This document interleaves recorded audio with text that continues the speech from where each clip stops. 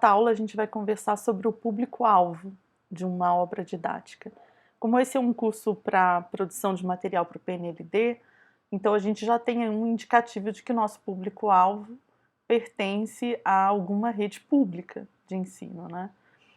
O que acontece é que pensar numa rede pública de maneira homogênea, como tem sido pensado em muitos editoriais didáticos, é um grande equívoco. Porque se a gente no material didático privilegia uma determinada ação didática em relação à outra, essa decisão sobre o que privilegiar precisa vir das condições do nosso público-alvo. E aí, se o público-alvo é um gigantesco número, como 80% dos estudantes brasileiros, fica difícil, né, você fazer escolhas do que privilegiar ou do que não privilegiar. E não dá para abarcar todo mundo, a gente precisa efetivamente fazer escolhas. Por isso o catálogo de uma editora deveria ter essa diversidade, né? Ele deveria contemplar dificuldades, demandas distintas das redes. Mas o que a gente vê é uma obra igual à outra, disputando sempre o mesmo mercado, né? Com essa ideia de que a participação no mercado precisa ser gigantesca para o modelo de negócio se manter, né?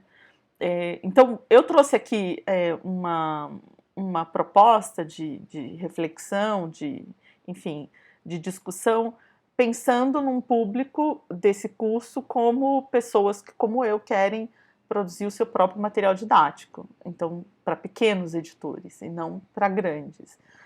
E para pequenos editores, a gente precisa tirar alguma lição, alguma conclusão efetiva a respeito do quão diversa é a rede pública, né? Eu trouxe duas escalas para a gente pensar essa diversidade. Primeiro, de pensar que as redes públicas são diversas em diferentes aspectos.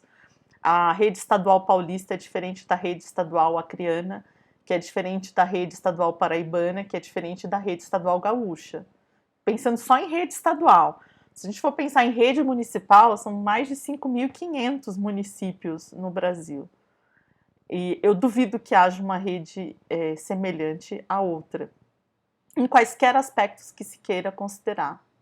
Formação de professor, condições materiais, organização curricular, formação continuada de professor, oferecimento de contraturnos para os alunos, integração de pessoas com deficiência. Em quaisquer aspectos, eu duvido que haja uma semelhante à outra.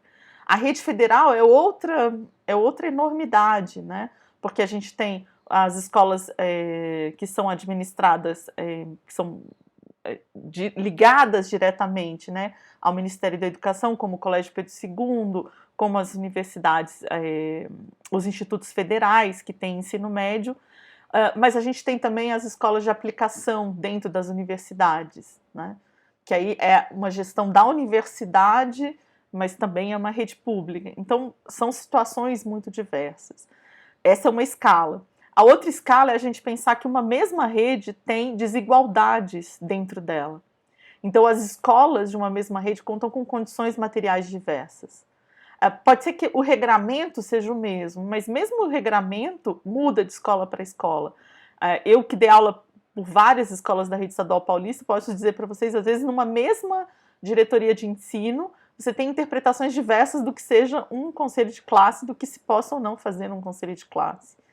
Então, e claro, o alunado, né, o conjunto, a comunidade escolar é muito diversa, porque aí depende de cada escola. As escolas, em grandes metrópoles, as escolas centrais têm um público mais heterogêneo, as escolas de bairro têm um público mais parecido, mais homogêneo, as demandas são diferentes, né?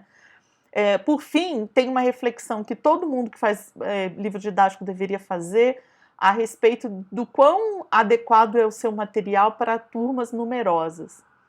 Eu acompanho um pouco à distância, mas com algum interesse, essas discussões sobre metodologias de ensino. Eu digo que com um pouco de distância e com um pouco de interesse, porque tem muito modismo nisso, né? Os nomes mudam muito e são sempre a mesma coisa, por fim, né? Quando você vai olhar o que tem dentro, é a mesma coisa.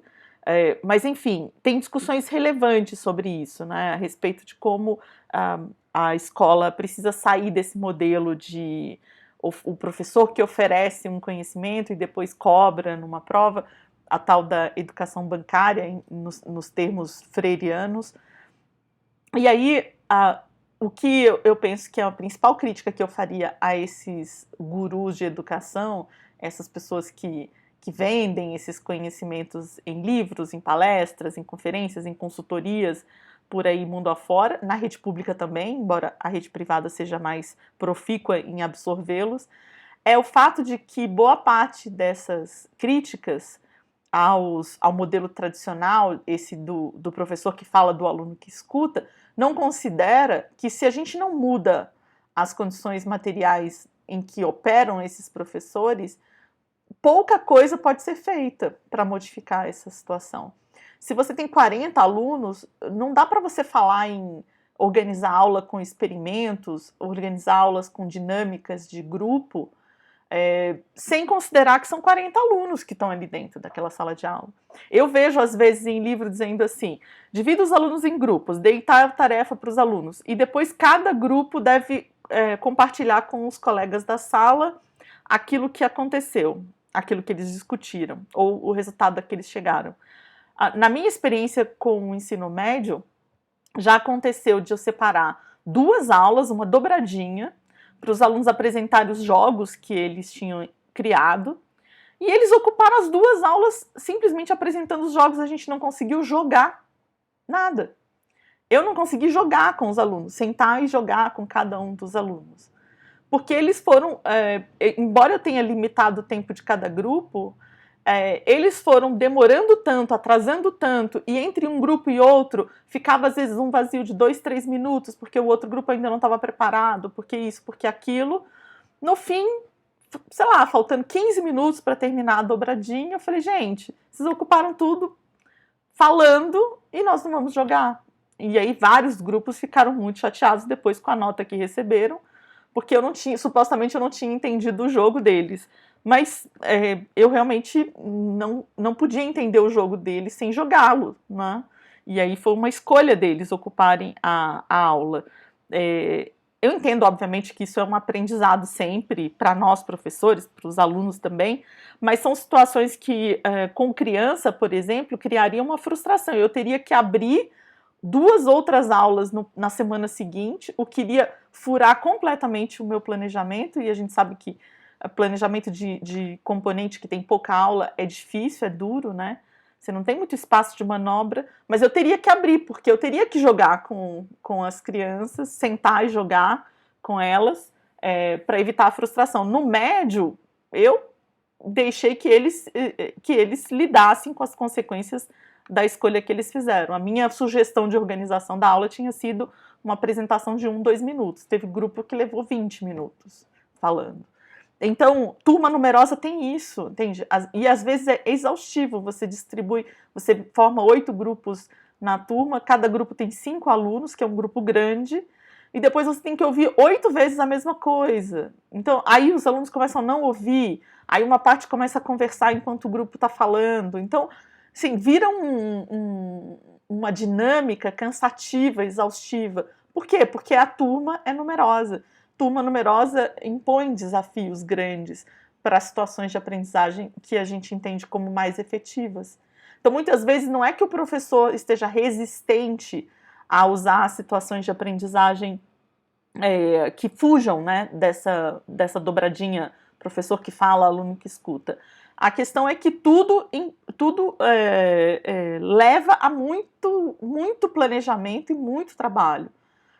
Fazer um experimento, eu muitas vezes escolho fazer um experimento em que eu faço o experimento e os alunos assistem, porque não é só porque falta material, às vezes é porque falta material, mas às vezes é porque é uma demonstração de um fenômeno, de uma simulação, de alguma coisa, e se eu entregar para cada um deles, eu tenho que entregar um manual de instrução, aí eu tenho que coordenar 8, 10 grupos, né? No médio, às vezes, eles têm que se reunir em 4, em 3, para fazer alguma coisa. Então vai dar 10, 11, 12 grupos. Aí eu penso, como é que eu vou passar por 12 grupos e acompanhar 12, sabe? Então você começa a ter que ajustar as situações de aprendizagem às condições que você tem e vai percebendo que elas vão se empobrecendo, porque entregar o material para os alunos e deixá-los manusear e deixá-los errar seria muito fundamental para eles aprenderem outras coisas para além do fenômeno que eu estou simulando. Eu sei disso. Não é que eu não saiba, eu sei. A questão é que eu preciso adequar, porque não é toda semana que eu tenho condições de segurar esse furacão que é 12 grupos numa mesma turma. Na escola onde eu trabalho, a gente tem a possibilidade de ser ao ar livre, que é ótimo. Sai da sala de aula e eles se esparramam pelo pátio, pelo jardim, tem um jardim bacana. Mas quando é dentro da sala de aula, imagine 12 grupos trabalhando, falando, deixando cair as coisas, e você ali no meio tentando coordenar. Então, precisa que... eu acho muito interessante quando cai na minha mão um material didático de alguém que efetivamente lida com turma numerosa. Eu percebo claramente quando, pelas instruções, pelos avisos, pelas alternativas que a pessoa dá, que ela diz, às vezes o material vem assim, olha, o ideal seria assim, mas sabemos que em turmas numerosas pode ser que você tenha que simplificar algumas coisas e isso vai empobrecer, mas ainda assim é melhor do que a aula expositiva. E concordamos, acho que todos, né? Que ficar 50 minutos escutando alguém sentado numa sala de aula não é uma situação de aprendizagem efetiva. Então, é claro que fazer alguma coisa, fazer a demonstração, a simulação, mesmo que seja uma simulação para a turma toda, é melhor do que a aula expositiva, sem dúvida, mas ainda assim está distante do que seria mais efetivo, né? Que seria deixar os grupos trabalharem. Só que os grupos precisam ser menores. Então, como essa não é uma situação fácil de mudar, porque depende de política pública, né, de construção de mais escola, de contratação de mais professores, para que as turmas pudessem ser menores, então a gente precisa considerar isso na escrita do material didático. A gente precisa dar alternativas à aula expositiva, mas essas alternativas precisam considerar que são 40 crianças. Gente, no primeiro ano, a rede estadual paulista, no primeiro ano, tem 35 crianças dentro de uma sala de aula. 35 crianças de 6 anos numa sala de aula. Eu não saberia nem o que fazer, assim, o que propor, por onde começar. Porque qualquer coisa que você fizer que tire as crianças das fileiras, vai ter algum tipo de repercussão.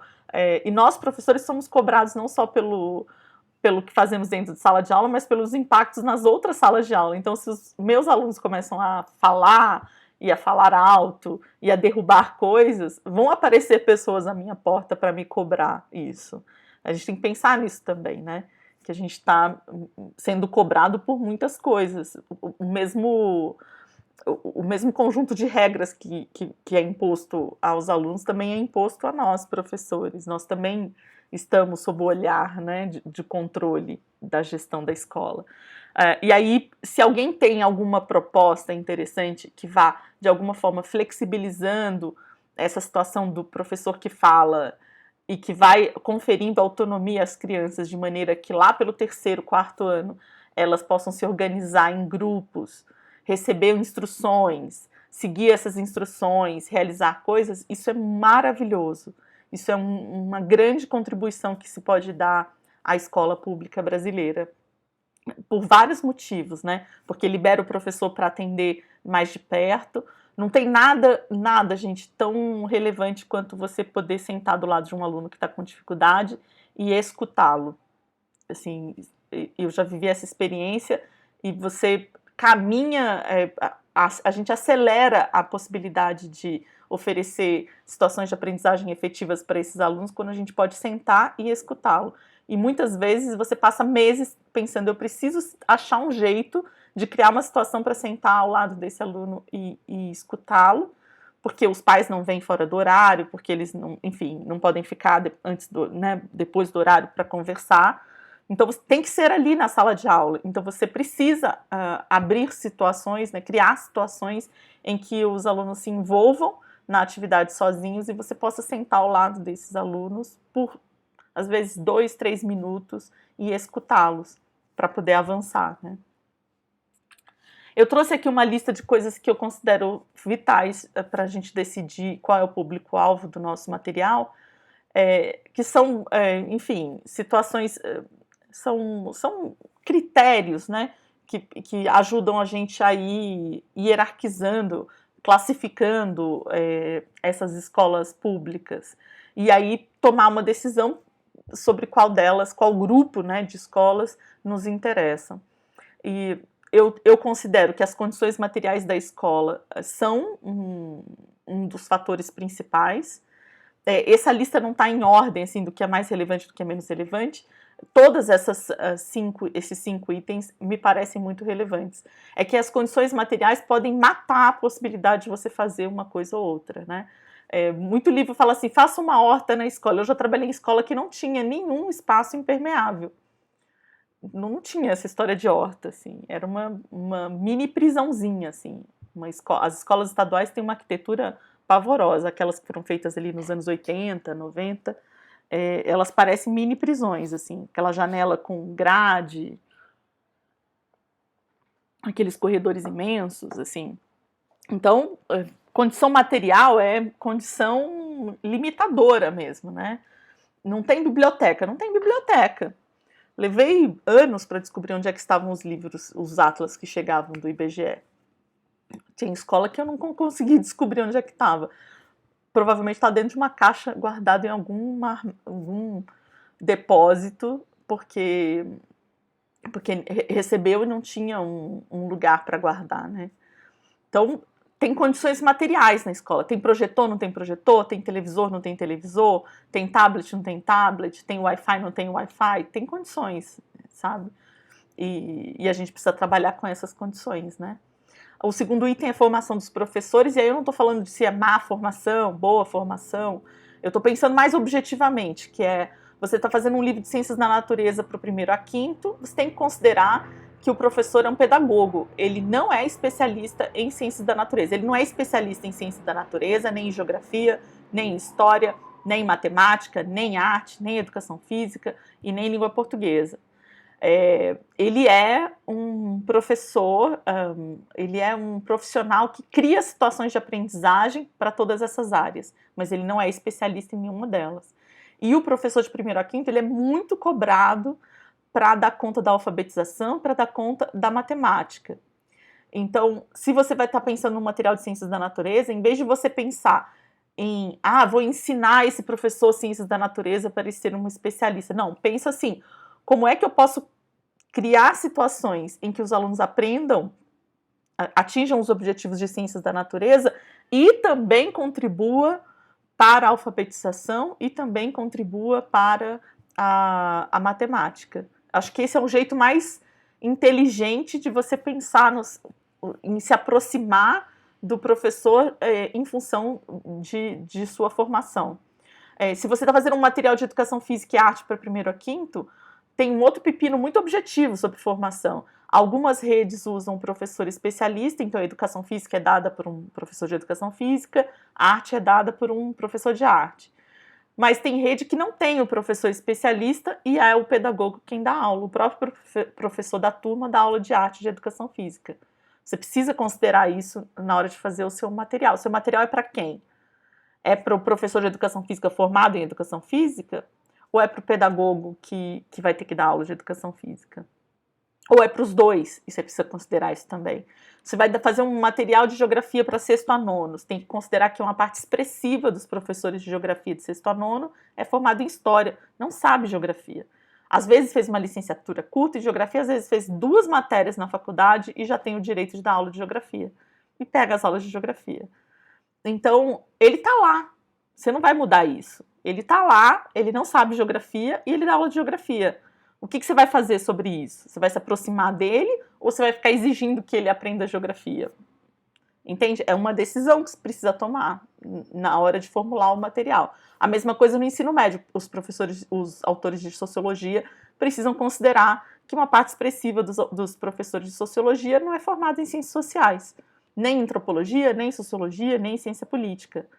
É formado em história, é formado em filosofia. é formado até em geografia e dá aula de sociologia. Então, se o material vai dialogar com esses professores, tem uma questão assim, quem é o seu interlocutor? Né?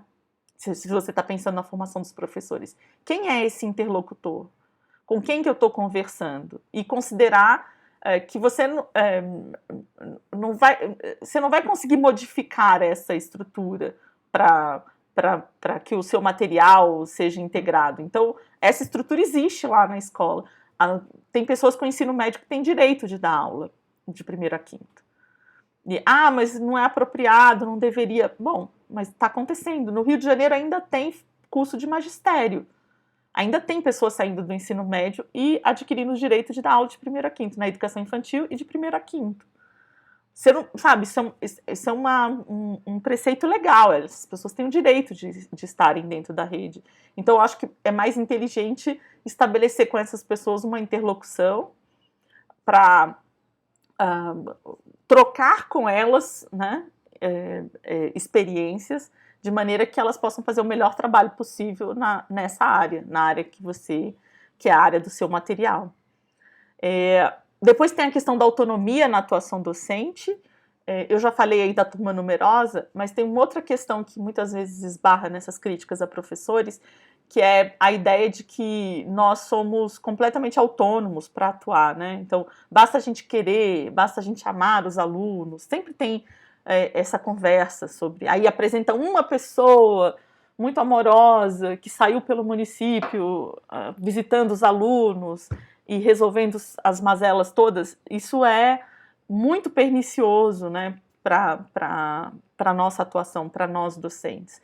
Porque o que a gente tem de autonomia na rede pública, e que às vezes nem tem, mas enfim, por definição legal a gente tem, é uma autonomia de por quais caminhos a gente vai guiar os nossos alunos para eles atingirem os objetivos de aprendizagem. Mas os objetivos de aprendizagem são formulados por nós com base em documentos curriculares. Além disso, quando eu trabalho, hoje não mais, mas quando eu trabalhava na rede estadual paulista, tinha uma coisa que era assim, a diretoria de ensino decidiu que esse ano é o ano da água. E aí pressionava, mas pressionava de uma maneira a escola para fazer coisas sobre água. E era assim, qualquer coisa, podia ser um cartaz no corredor com aqueles babadinhos em papel crepom, para bater foto, é para isso, é para bater foto, para dizer que está fazendo, é para essa comunicação mais rastaquera. E aquilo atravessava o seu currículo, o seu plano de trabalho, de uma maneira que, por vezes, inviabilizava o trabalho em sala de aula. Eu me lembro de um bimestre eu parar e falar, ok, tá bom, então vamos fazer esse negócio da água. Porque eu já não aguentava mais ter que atender demandas, esse tipo de demanda, de fazer qualquer coisa com os alunos, e aí o meu cronograma, né? Em geografia, por exemplo, no sexto a nono, a gente tem 3 aulas por semana. Isso dá pouco mais de 28 aulas para um bimestre. No ensino médio, nós temos 2 aulas por semana. Isso chega a dar, às vezes, sei lá, 18, 20 aulas por bimestre. É muito pouco para você atingir um objetivo de aprendizagem. É muito pouco. Sabe? Então, tá tudo muito contado, né? O tempo da aula tá todo muito contado. E aí, você é atravessado por essas demandas. E você pode dizer, mas você pode se recusar. Nem sempre você pode recusar. Nem sempre dá para recusar. Às vezes dá para recusar, mas você vai recusando e vão tornando a sua vida inviável ali, a sua atuação profissional. Tem os micropoderes dentro da escola, né? A pessoa muda o seu horário e você tem um monte de janela, de repente você já não consegue mais ter a sua outra escola, o seu outro cargo na outra escola e dá uma incompatibilidade. Então, nem sempre você pode tem relações de poder ali que nem sempre te permitem recusar e seguir no seu cronograma. Então, essa autonomia é relativa. Se o seu material integra possíveis demandas, eu me lembro, por exemplo, de editar material de primeiro a quinto, que tinha demanda pelo dia da árvore, o dia disso. E eu falava, gente, mas para que esse tanto de coisa? E aí o editor dizia, porque o professor vai ser cobrado quanto a isso. E se a gente dá uma proposta para fazer isso dentro do desenvolvimento dos conteúdos que estão previstos ali na matriz curricular, isso ajuda. E eu pensar, puxa, é mesmo. Se ele vai ser forçado, se ele vai ser pressionado, né, para fazer qualquer coisa no dia da árvore, então que isso já esteja no programa do componente, que isso já esteja integrado, que já tenha ali uma proposta integrada, porque aí ele não vai ter que parar, né, o que ele está fazendo, o programa curricular, para ficar apagando incêndio, para ficar socorrendo a escola nessas demandas. Um outro item é a heterogeneidade dos alunos, né? Eu trabalho numa rede de ensino que faz vestibulinho, então a gente tem menos diversidade, bem menos, que é um problema, né? Porque quando a gente tem um grupo heterogêneo, sempre tem mais aprendizagem ali, nas trocas. É prazeroso, assim, inventar formas de eles trocarem entre si os alunos, porque você percebe enormes aprendizagens. Mas também, em turmas numerosas, traz problemas, né? Porque aí você tem quase que atender a grupos específicos. Então, você tem demandas específicas desses alunos. Então, você tem alunos que são bastante orais. E você tem alunos que preferem uma expressão escrita. Você tem alunos que precisam ter uma abordagem diferente, de diferentes pontos de vista de alguma coisa, até eles entenderem.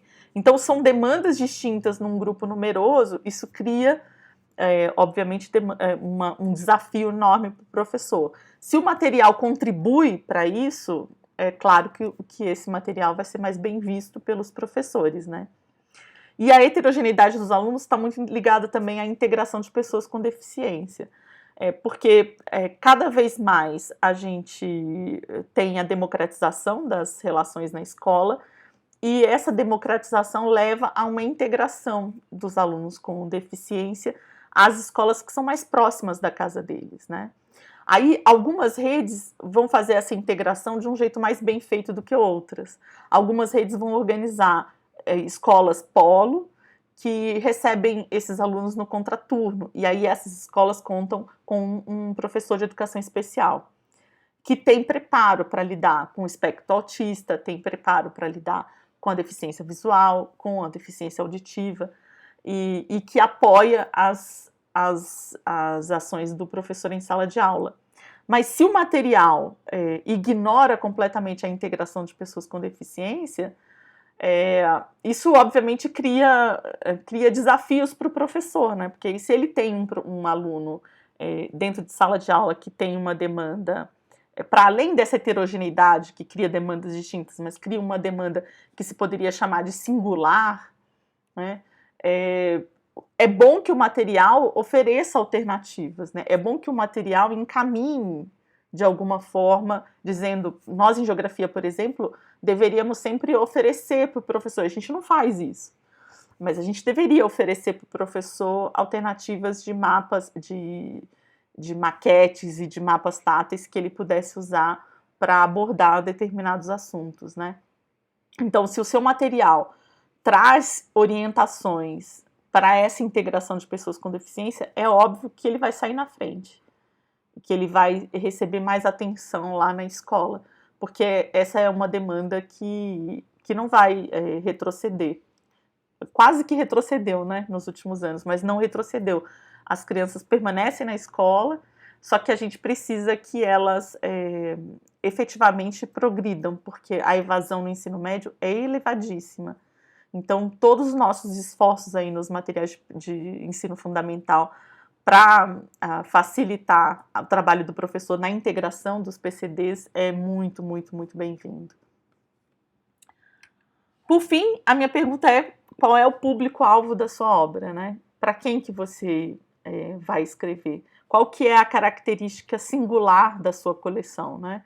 No que ela vai sair daquele rol, né, de atender a matriz curricular, atender o edital do PNLD, isso é a nossa obrigação, isso é nosso feijão com arroz, né? Para uma obra ser aprovada no PNLD, você precisa atender a Base Nacional Comum Curricular, você precisa atender o edital do PNLD. tá? Ok. A pergunta é, acho que o público-alvo te dá isso. A pergunta é, para além desse feijão com arroz, qual que é uma característica singular da sua coleção? Porque se você pensa em para quem você está escrevendo essa obra, você consegue saber qual é a singularidade da sua coleção. Ah, a minha coleção traz todas as alternativas de uso de materiais táteis para os alunos com deficiência visual. Então, você tem um público-alvo. Seu público-alvo qual é? Escolas que estão avançando na integração de pessoas com deficiência visual.